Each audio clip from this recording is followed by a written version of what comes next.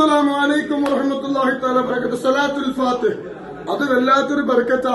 ഞാൻ എപ്പോഴും പറയാറുണ്ട്, സലാത്തുൽ ഫാത്തിഹ ചൊല്ലുന്ന വീട്ടിൽ അല്ലാഹു റഹ്മത്തിന്റെ മലക്കിനെ അല്ലാഹു ഇറക്കി തരുന്നു. ഒരു പെങ്ങള് വളരെ സന്തോഷത്തോടെ സന്തോഷം അല്ലാഹു എന്നും അല്ലാഹു നിലനിർത്തി കൊടുക്കട്ടെ. എവിടെ വരുന്നേ പറക്കനെ പറയും കൊണ്ടോട്ടിന്ന് തങ്ങളത്ത് എന്തെങ്കിലും പേര് സാജിദ്. അല്ലാഹു ബർക്കത്തിട്ട്.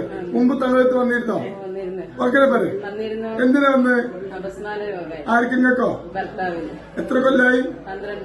അപസ്മാർ നല്ല വിഷമം ഉണ്ടായിരുന്നോ? നല്ല ഉണ്ടായിരുന്നു. ആ ബുക്കോ വീഴും വെള്ളത്തിലായാലും ചളിയിലായാലും. എത്ര കൊല്ലായി?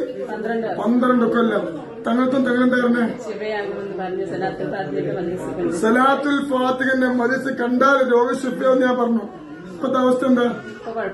മാറി ജോലിക്ക് പോവും. മാഷാ അല്ലാഹ് 12 കൊല്ലമായിട്ട് വളരെ പ്രയാസം അനുഭവിച്ച ഒരു സഹോദരി കുണ്ടോട്ടിൽ നിന്ന് വന്നിട്ട് തന്റെ ഭർത്താവ് അപസ്മാരായിട്ട് വിൽക്കുക, ജോലിക്ക് പോകാൻ പറ്റില്ല. ഇവിടെ വന്നിരുന്നു, സലാത്തുൽ ഫാത്തിഹ ചെല്ലാൻ പറഞ്ഞു, മജിസ് വീട്ടിൽ തുറന്നു വെക്കാൻ പറഞ്ഞു.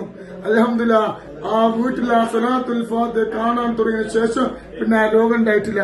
ഇത് സലാത്തുൽ ഫാത്തിഹിന്റെ ബറക്കത്താണ്. അള്ളാഹുവിനെ ആ രോഗം അള്ളാഹു കൊടുക്കാതിരിക്കട്ടെ. നിങ്ങളൊക്കെ ആ പൊന്നു സഹോദരനെ വേണ്ടി ദ്വാരിക്കണം. പിന്നെ ഉണ്ടായിട്ടില്ല. ഇതാണ് സലാത്തുൽ ഫാത്തിഹ.